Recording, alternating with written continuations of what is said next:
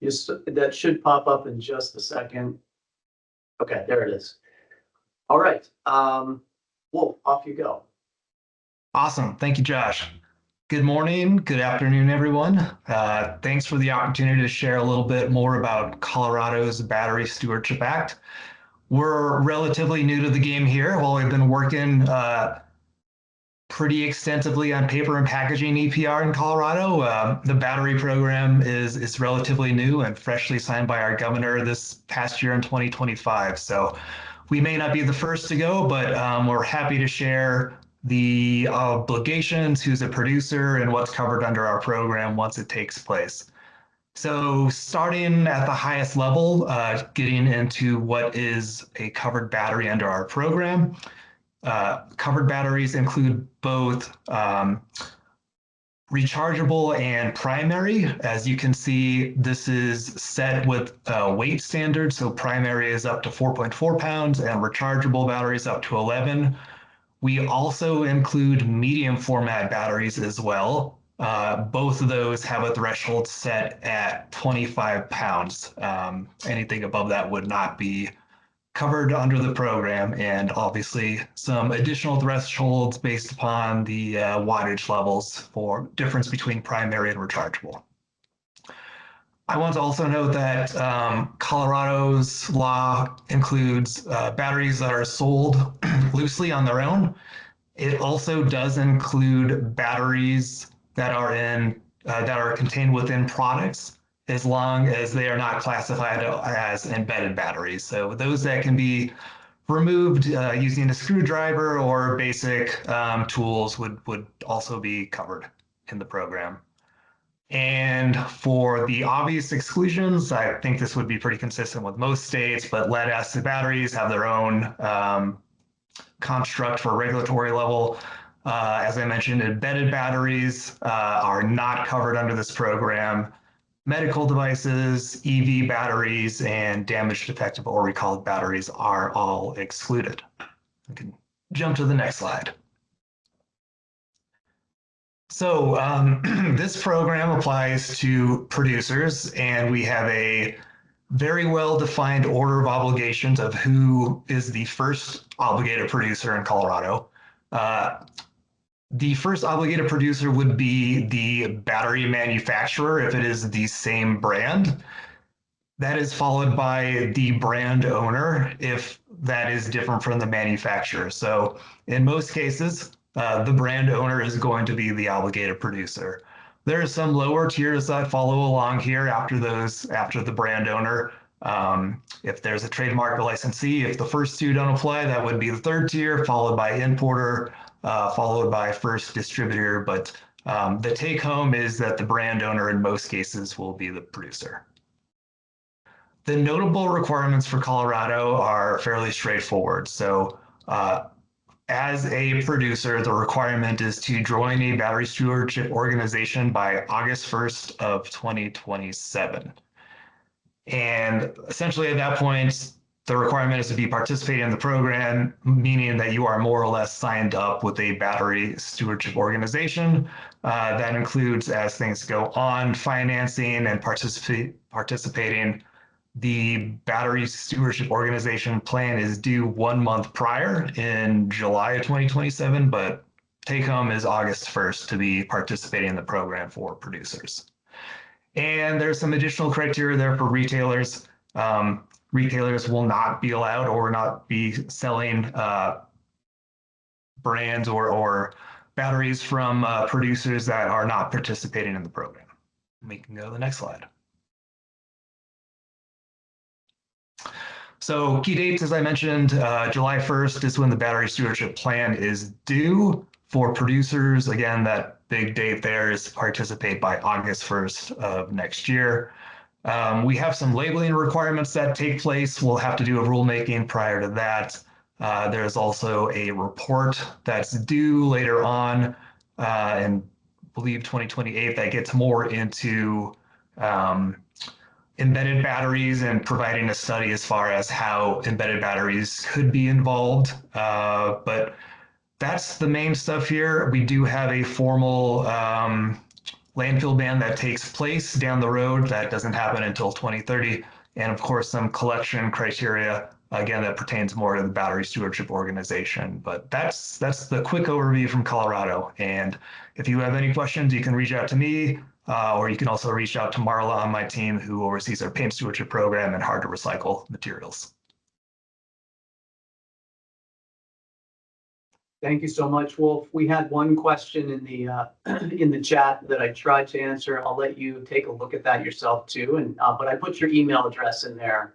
For producers, some of these questions may be answerable today, but if not, the purpose is to keep moving and get you a contact. So Wolf's email is in the chat. Let's go right on to Connecticut. I think Brenna, you're presenting. Yes. Hi, everybody. Yeah, so a lot of our laws have a lot of similarities and a few key differences, so I'll keep it pretty quick here. The weight and watt hour limits are very similar to Colorado. I think they're actually identical, very similar. However, the covered batteries are slightly different. We do have a few more exemptions. We have our batteries that are subject to our e-waste laws are also exempted from this law. And I wanted to point out too that while Colorado exempted all damaged, defected, and recalled batteries, only recalled are excluded from our law. So damaged and defective batteries are in for us for Connecticut. Go to the next slide. We've also a very similar hierarchy for producer here. So it goes, first is the manufacturer, then the brand, then the licensee, then the importer, and finally the person who sells or distributes the product into the state. Go to the next slide. So starting July 1st, 2026 is when the stewardship organization must submit a plan to DEEP. There's some other dates for approvals after that, but by January 1st, 2027, all producers that are producing in the state, following that hierarchy on the last slide, are required to participate in the stewardship organization, and they also have a requirement to notify DEEP.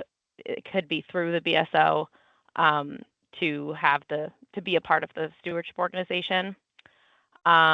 We have a few dates for labeling. So the producer must be identified on the battery by January 1st, 2028. Then by July, we have a sales prohibition for producers that must be a part of the stewardship plan. Following that, we'll have an annual report due to DEEP from the BSO, and following that, we have a little bit more of a labeling requirement where the batteries must be labeled with the chemistries and also an indication that it shouldn't be disposed of as household waste. And these are our folks here at Connecticut DEEP that you can contact if you have any questions. Thank you. Great, thank you, Brenna. I should also say before DC starts, we can make the PowerPoint available too. So people are probably scribbling down dates or things like that. We can make this PowerPoint and send it out to folks. Let's go for Joseph in Washington, DC. Hello, can you hear me all right? Yeah, perfect. We can, yeah. All right. First off, good morning, afternoon, and night, depending on where everyone is. My name is Joseph Buda, and I'm here with the District Department of Energy and Environment to talk about the battery stewardship law in the District of Columbia. Go next slide. So our covered products are very similar to the two other states that spoke before us. However, we're not covering medium format. So our primary rechargeable batteries are covered by law, as long as they are under 4.4 pounds and less than 11 pounds, and has a watt hour rating of less than or equal to 300 watt hours. As well as battery containing products are also covered under our law. So if you're making a battery containing product and not just the battery, you may also have to register with the District of Columbia. Go next slide. So our law also has a very similar kind of waterfall definition to the other states. The first person that is responsible is the person that sells a battery or battery containing product under their own brand. Then if there is nobody that definition fits, we go on to B, C, where B is the owner or licensee of the brand under which the battery or covered product is being sold, and C is the importer of that product. You can go to the next slide. So now, where the district program is a little different than the other programs that have spoken is our program has already been in effect since November 1 of 2023. And as well as our disposal ban is also in effect for those who may have a physical presence in the district. It is illegal to dispose of covered battery or battery products as of August 1st, 2023 in the district through any method that is not the approved program or has been approved by the mayor. Go next slide. So if you need to be in compliance with the district's program, you can contact Roxanne Peggs at the Battery Network. We've included their email and phone number here as well. And as well, again, if you have a physical presence in the district, please do not dispose of covered batteries in the trash or curbside waste streams. And last slide. Again, my name is Joseph Buddha. I've provided my email and a link to our website here below in case there's any other information you're looking for. And Rafik Jennings is a coworker who works with me on this program, and we both will respond to that email as soon as we receive them. Thank you. Thanks, Joseph. So now we're on to Nebraska, and I think Skylar is presenting. Is that right? Or yeah, I think Skylar is presenting for Nebraska. Hi, yes. My name is Skylar Mosby with the Nebraska Department of Water, Energy, and Environment. Here I have my contact information. I also have contact information for Rule Anderson, who has also been working and leading this project. Just so you guys know, I will be leaving this position. So after the 20th of this month, your contact person would be Rule until someone else replaces my position. But let's get into our covered batteries. So it's very similar to other states. We have non-rechargeable batteries, and that is then broken up into portable and medium format batteries. And you can see the different weights and watt hours with the rechargeable batteries, and then battery containing products from which the battery is easily removable. There is a list of exemptions that, again, is very similar to other states' programs. I didn't put them on the slides, but again, we have medical devices, batteries that contain an electrolyte as a free liquid, car batteries, batteries that are recalled for safety reasons, and batteries and battery containing products offered for resale by a resale business operation. I went ahead and put a link here to our legislative bill that you can read the definition in more detail. There's also a list of exemptions for battery containing products. So, like small electronics, some of those type of things, computers, televisions, video game consoles, things like that. We can do next slide.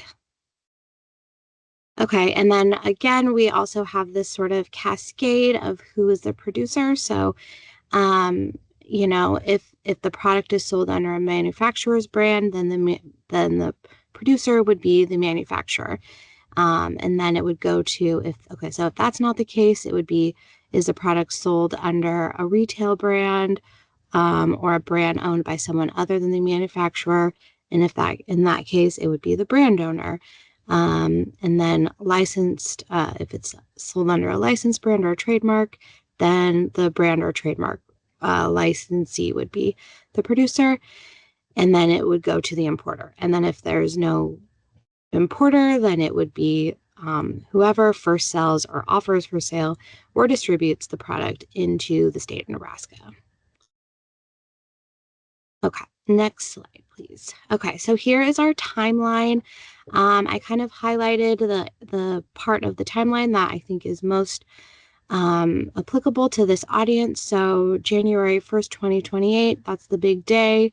Producers would have to be a member of a BSO. So the way to comply with our law is by becoming a member of the BSO by January 1st, 2028, and then ensuring the proper labeling of covered batteries and battery containing products. So on the retailer end, you know, they just can't sell batteries without a label unless they are somehow the producer. They wouldn't have to put the label on, but they can't sell it if it doesn't have it.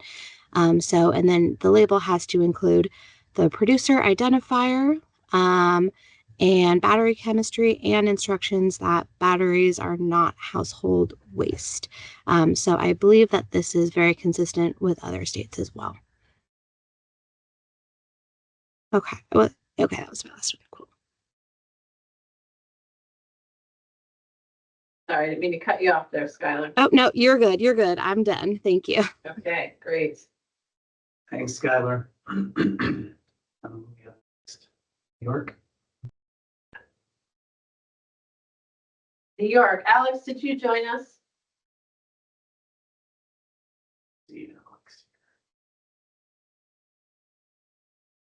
Is anyone from New York on that can speak to their law?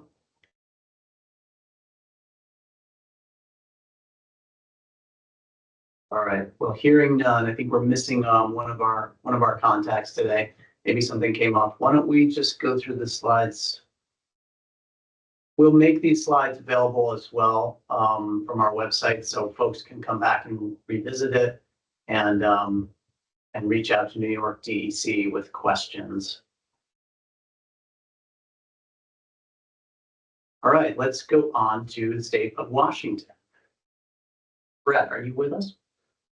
Thanks, Josh, and greetings, everyone, and thanks for the opportunity to talk to you a little bit for a few minutes about Washington's Battery Stewardship Program. I'm Brett Rude, Product Stewardship Specialist at the Department of Ecology. And next slide, please. Continuing with kind of the theme of similarities here, Washington's Battery Stewardship Program will cover both portable and medium format rechargeable and single-use batteries. This summary you see here of covered and non-covered batteries is taken from the definitions section of our regulations. The program begins in 2027 with collection of portable batteries. Collection of medium format batteries will follow in 2029. Similar exclusions to what you've heard earlier. Examples include batteries in medical devices, vehicle lead acid batteries, batteries contained in electronic devices covered by Washington's e-cycle program, and large format batteries. The law does cover battery containing products, but batteries that are still embedded in products are not included for collection. And by embedded, we're talking about batteries that cannot be easily removed from the product. Next slide. Again, you'll see a similar theme here in terms of producer responsibility and definition identification. This graphic summary is also taken from the definition section of our regulations.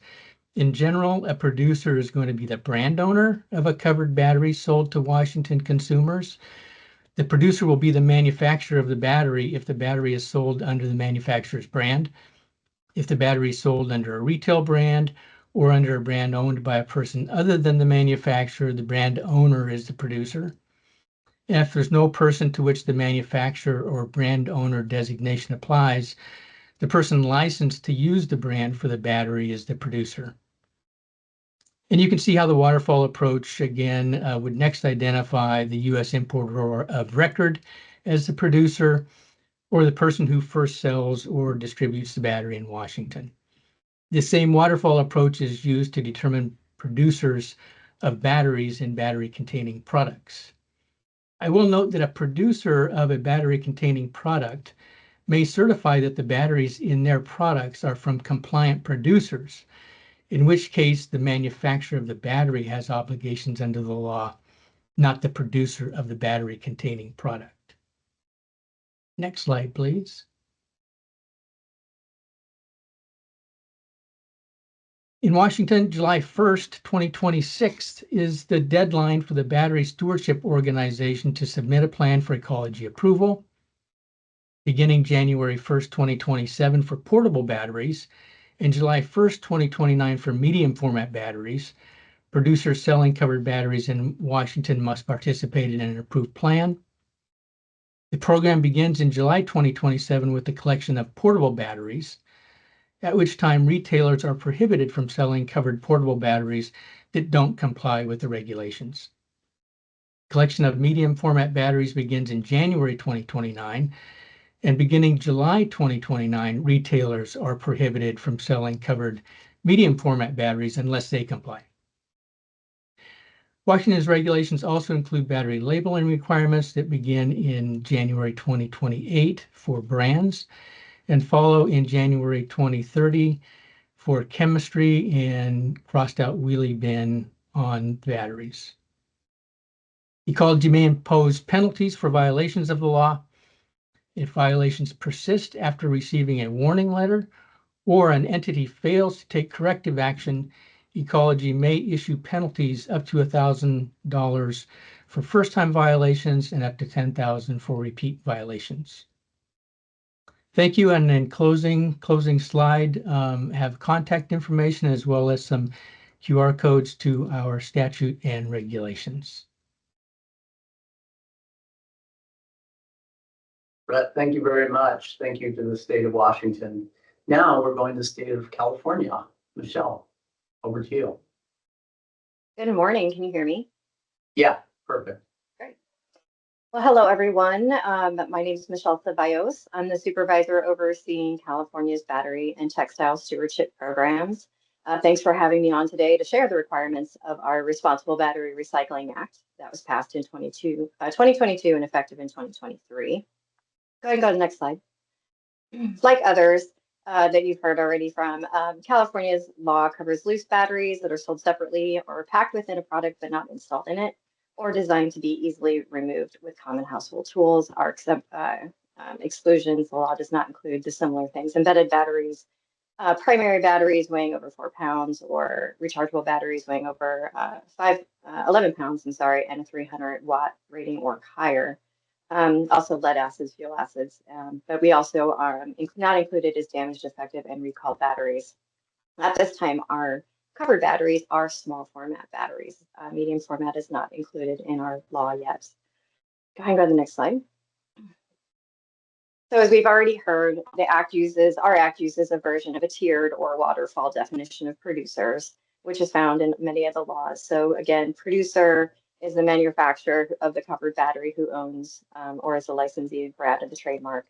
If there's no person in the state who is a producer for the purpose of that paragraph, the producer is the owner of a brand or trademark, or the owner, if the owner is not in the state, the exclusive licensee or brand or trademark under which that covered battery is sold, imported for sale, or offered for sale, or distributed for sale in the state. Excuse me a second.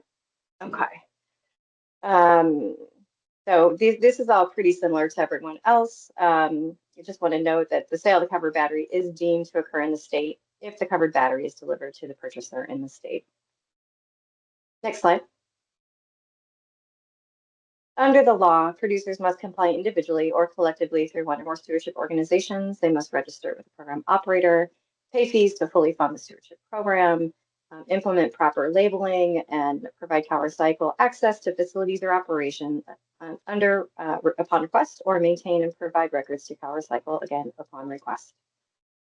Next slide, please. Our act is unique. It requires retailers with 5 or more locations in the state to make all locations serve as permanent collection sites. Retailers must also monitor the list of compliant producers and brands on CalRecycle's website and sell only compliant batteries. So that list will be posted on CalRecycle's website 24 months after the effective date of the regulations, and will be updated every July 1st. So, and also to note, if the producer is not compliant, CalRecycle can remove the producer and that brand, or those brands. Next slide, or you're on it right now. Key dates. So So CalRecycle is currently developing proposed rules to implement, interpret, and make specific the law. We anticipate beginning the formal rulemaking process later this year. After the regulations become effective, we will appoint members to the advisory body to consult with program operators on stewardship plan development and implementation. And then program operators must submit a stewardship plan CalRecycle within 1 year after regulations are effective. And then CalRecycle must approve a plan within 1 year after that. And the program should be fully implemented within 1 year of the stewardship plan approval. Finally, program operators will submit annual reports to CalRecycle and review stewardship plans every 5 years to determine if changes are necessary. Next slide. And then here's our information. If you need to email us, contact us at batteries@calrecycle.ca.gov. And we also included links here to our webpage and our email listserv, so you can stay up to date as we are going into our formal rulemaking. Great. Thank you, Michelle. Thank you, California. On to, I believe we have Illinois next. Ethan, if you're there, we'll turn it over to you. All right. Hello, everybody. My name is Ethan Herrick. I'm with the Illinois Environmental Protection Agency. So the Illinois Act, we signed that into law and it took effect August 9th of 2024. So we are happy to be here and give this opportunity. We really just wanted to provide a kind of quick overview of what batteries are covered and provide everybody with the definitions listed in our act. Next slide. So first off here, like many of the other states, our act is going to cover your portable and medium format batteries. I'm not going to go through the whole definition, but like I said, we wanted everybody to have this. This is directly from our act. Next slide there. So here we have our state's list of exclusions. Very similar to a lot of the other states, there are a couple things that are covered through the Illinois Environmental Protection Act. So those are excluded and covered under their own. Next slide. So definitions of producer, similar to a lot of the other states here, we took a tiered approach too. There are kind of 3 separate subparts that should be referenced if you're a producer. One definition is the one listed here. So that's going to be for covered batteries sold, offered for sale, or distributed into the state. Next slide. The second definition is going to cover your producers for battery containing products that contain 1 or more covered batteries sold in the state. And then 3 down there at the end, that is sort of the exemption if another party has accepted responsibility as a responsible producer and has already joined a battery stewardship organization. And next slide. So kind of last year, we have a couple of the key dates we really wanted to highlight. So we're in it here in Illinois. So as of January 1, 2026, producers who sell a covered battery should already be participating in an approved stewardship plan. At this time, the state only does have one approved plan, and that was submitted by the Battery Network. The next date we wanted to focus on here is July 1st, 2026. That is where the retailer obligations are going to start. So on that date, retailers will not be able to sell or distribute covered batteries unless that producer is participating. The retailers are going to be able to make that determination by accessing a list of compliant brands located on the agency website or the stewardship organization website. Additional requirements for retailers will be located in Section 20 of our Act. Again, I know we're kind of running through all this quick, but we really want to encourage everybody to reach out to us here at the agency with any questions. We are available for technical assistance to both producers and retailers. Thank you. Oh, sorry. One more slide. There's my contact information. Again, my name is Ethan. And I also listed our section manager for our materials management and compliance. Either one of us will be able to kind of answer those questions for you. Thanks, Ethan, very much. All right, Mia, over to you. Hi, folks. Mia Rothline here from Vermont Department of Environmental Conservation. Thank you for joining us. Some similarities, as you're seeing, our law is probably the most similar, I think, in terms of covered batteries to Washington State and Illinois. Rechargeable and single-use batteries, 25 pounds or less, up to 2,000 watt hours. So the medium format batteries are covered under our law. For lead acid, there's a specification that those should be no greater than 11 pounds. Battery containing products with easily removable batteries are covered under our law. Battery containing product producer can ensure that needs to ensure that the battery they're using is compliant or pay into the program to become compliant. We also have damaged and defective lithium batteries covered under our expanded law. And I should have said that in the beginning, we had a single-use primary battery law in place since 2016, and our all battery stewardship law just expanded effective January 1st, 2026 and went into effect. So again, damaged and defective lithium batteries are covered under our law, which may be different than some of the states here. Producers are responsible for providing damaged defective kits to collection locations for collecting those batteries. Producer definition, very similar. I summarized, as you can see, this is not directly from statute. Happy to share the direct language with folks if they want to look at this more closely. Or as others said, please reach out anytime if you have any questions about what your obligations are under the law. Manufacturer, definition, then we move to the brand, license, or trademark owner, or the importer selling a covered battery into Vermont.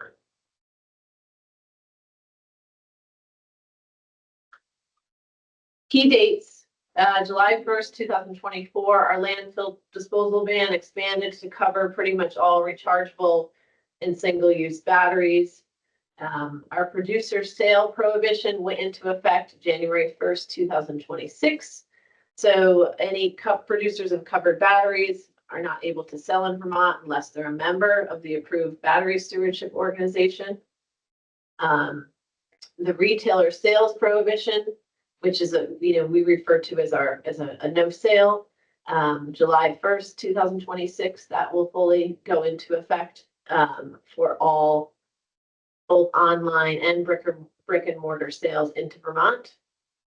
And then another retailer requirement we have is that they need to provide outreach materials on the battery stewardship program to let customers know they can recycle their batteries for free at over 170 collection locations in Vermont.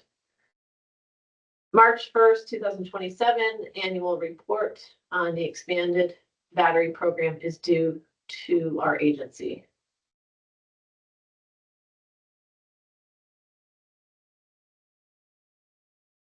To comply, a stewardship organization must meet all the requirements in our law, which means providing collection for all batteries as defined. Currently, right now, the approved stewardship organization that's approved by our agency is the Battery Network. If there's a producer interested in joining the program, please reach out to them. You can contact Karen Stewart at this email. There's also a listing of all of the producers that are registered and in compliance under Vermont's law posted on their website. You can get to that from our website also. And again, if there's any questions, please reach out anytime. Here's my contact info. And like Josh had mentioned, we can share this PDF with folks and also a recording of this call.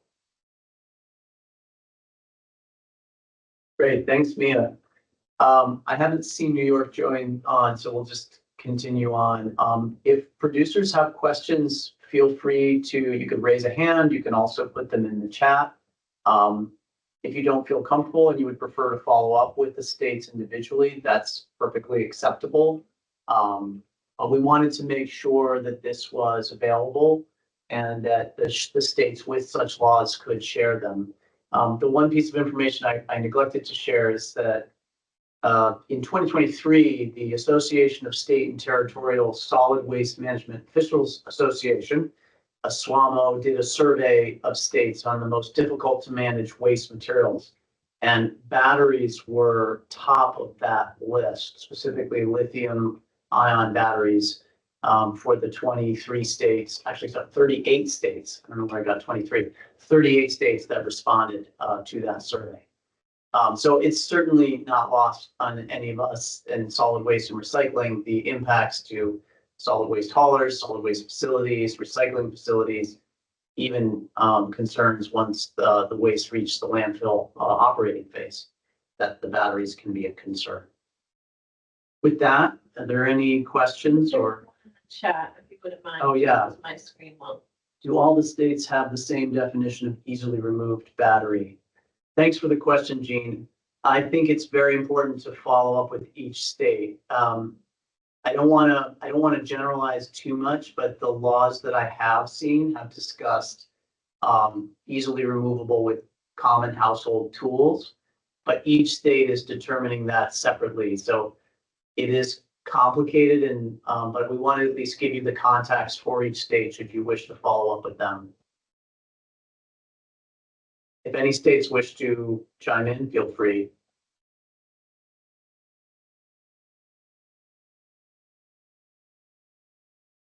I can just jump in and say that's exactly what ours says. The use of a common household tool is the definition for easily removable. Yeah, great. We'll go to Joseph, then we'll go to Michelle. Go ahead, Joseph. And for the District of Columbia, just because I couldn't remember if I mentioned this at the beginning, we do not distinguish between embedded or removable batteries. So both would need to be registered. Thanks, Joseph. Michelle.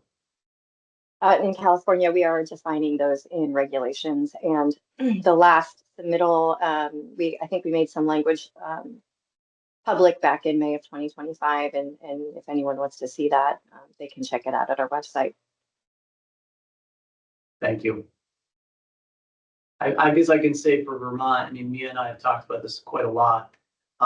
We exclude battery, our law excludes battery embedded devices, which is really defined as those that are not easily removable with household tools.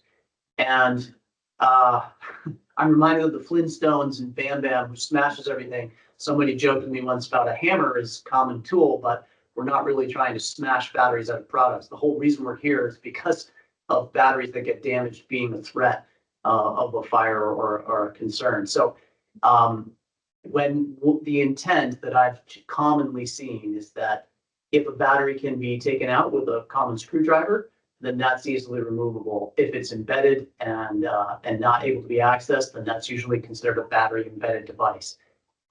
Overall, the state of Vermont is also looking at what to do with battery embedded devices. We have a study to look at that, and I'm aware Illinois and Washington are also with us on studying this issue. From my perspective, my little experience with batteries, we're concerned with them just as much, whether they're embedded or if they're able to be removed because of their fire potential once they hit a waste tipping floor. Waste is very heavy equipment laden, and that they can cause issues at any scale in the waste stream. Waste is often under compaction, used with loaders and excavators, and so that's where they can become an issue. So I think there's going to be more study about battery embedded devices in the future. And further, that if you're a maker of a product, from Vermont's standpoint, we encourage the battery that you're using to be enrolled in the program. That really is where our first focus would be. So if you're buying in batteries to make a device, talk to that manufacturer to see if they're already compliant with the these various laws.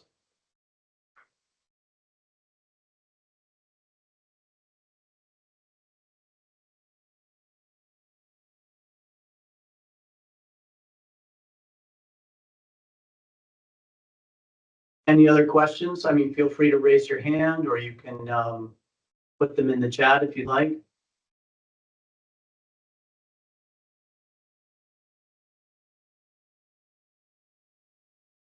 Yeah, Bradley, go ahead. Yeah, I just want to say thank you for all of the presentations. We do not have battery stewardship or EPR yet. We're on the lookout for some potential legislation this session, but having presentations like these are really helpful uh, if and when that program moves forward. So just want to thank you for the invite, and then I might want some of my staff to join these meetings as well. Sure. Yeah, Bradley's from the great state of Maryland. Folks didn't realize that. So thank you.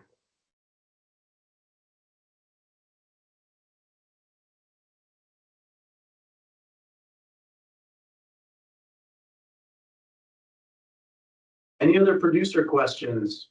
Manufacturer questions? Feel free to put things in the chat if you'd like.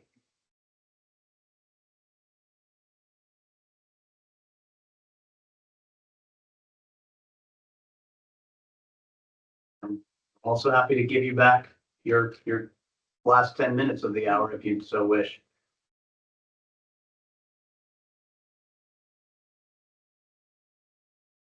I can send out the PDF slides right away, but the recording will just take a little jockeying around. But I'll get that out to you also too. We have a question from Shane. Thanks, Shane. How does enforcement work on the landfill ban? I guess Vermont can start on that. Yeah, you want to try and discuss that first, or? I'm sorry, I was thinking about that. No worries, I'll take it to start. So Shane, generally, Vermont has about 12, I think, landfill bans now. We do periodic inspections of waste to try and determine if there's landfill banned waste in that waste bound for landfill. It's not easy to always find batteries because of their size.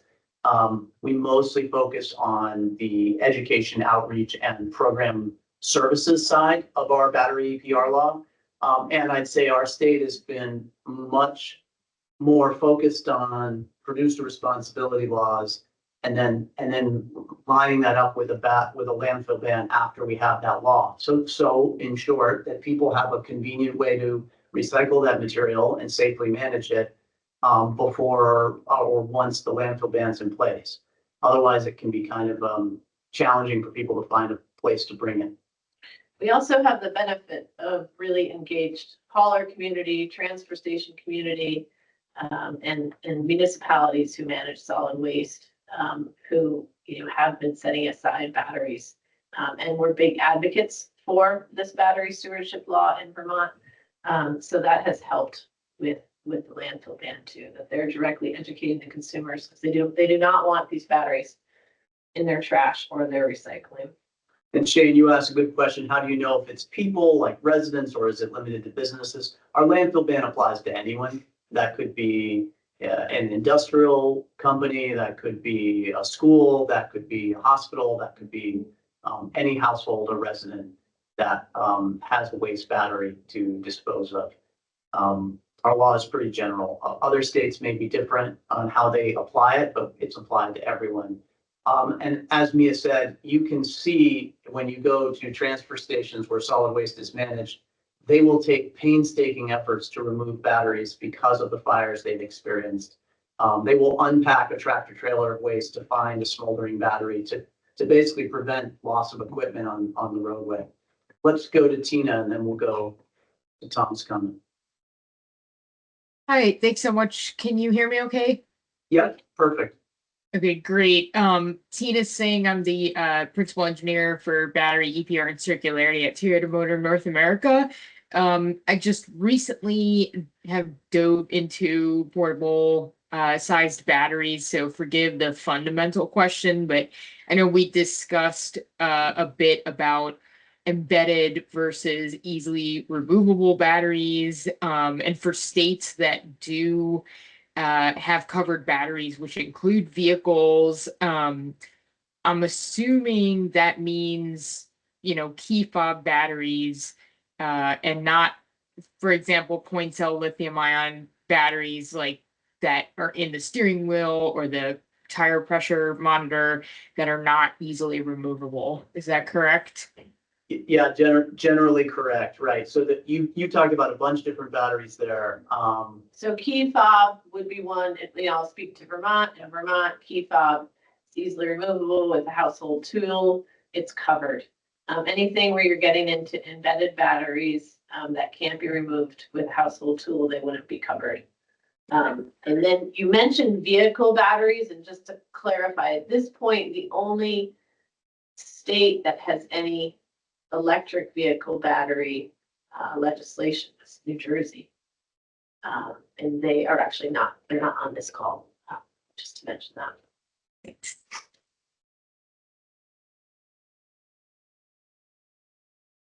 And thank you, Tom Metzner, for the clarification about Connecticut. The disposal bans apply to waste to energy incinerators as well as landfills. That's the same case as in Vermont. We do not have a waste to energy facility or incinerator in the state, so we commonly call them landfill bans.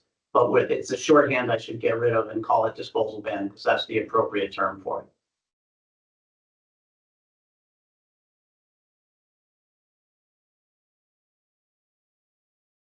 Any other questions?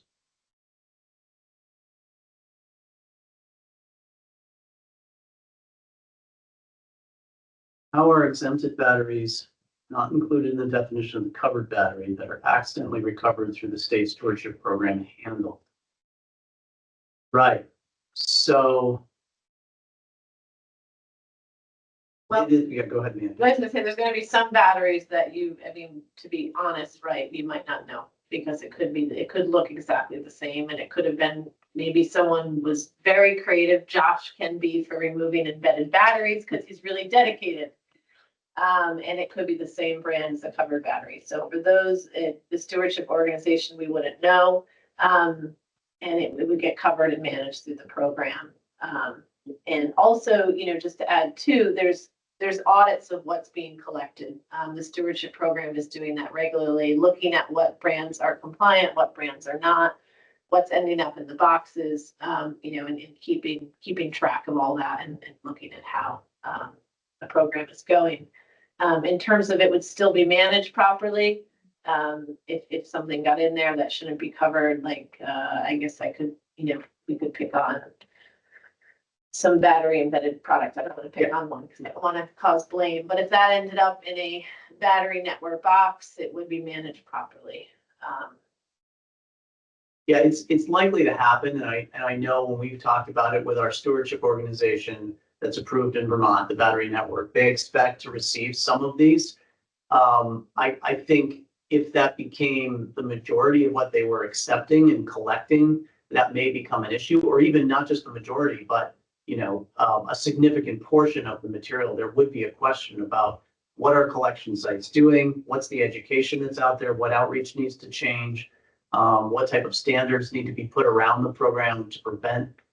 People have called this free riders before on the program. I think, again, getting back to battery embedded devices, they're really complex. We understand that Vermont's law excludes them currently, but we are very interested in studying them, because when they become a waste, they really are the same as any other battery in terms of the threat they present to a waste worker or a recycling worker.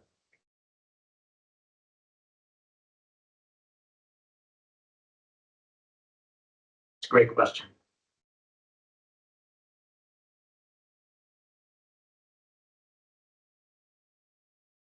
Got about 4 minutes. Feel free to put any more questions in the chat or raise your hand as you like.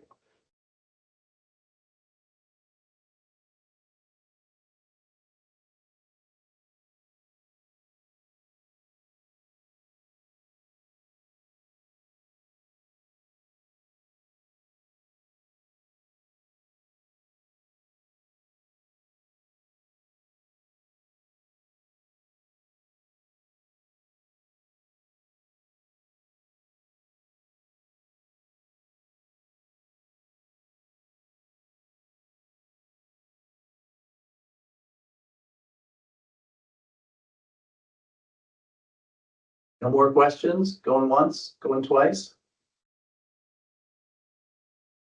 There we go. Go ahead, Tom. Sorry, I had to step away from, it's just a point of clarification.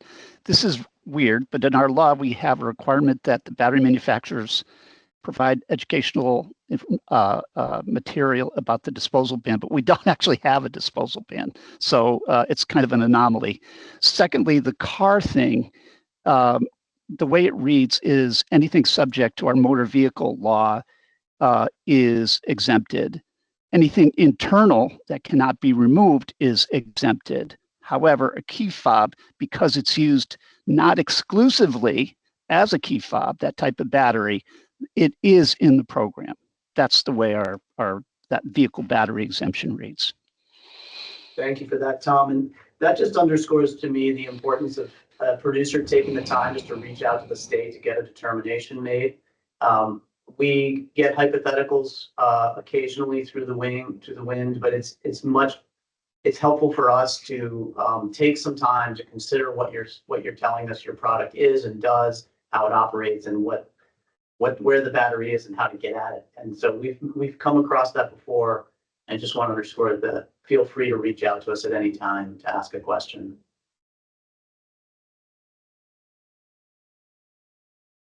Any last questions? We got 2 minutes.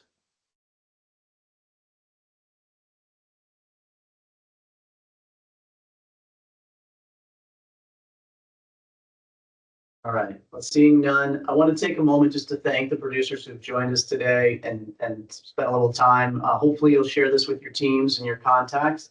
And really big thanks to the states and District of Columbia for joining us today, making your time available to explain and put together a few slides on your laws and who to contact for more information. Mia and I are here. We're beginning our journey with Battery EPR, our continued journey, and we welcome any producers to ask us questions, seek us out.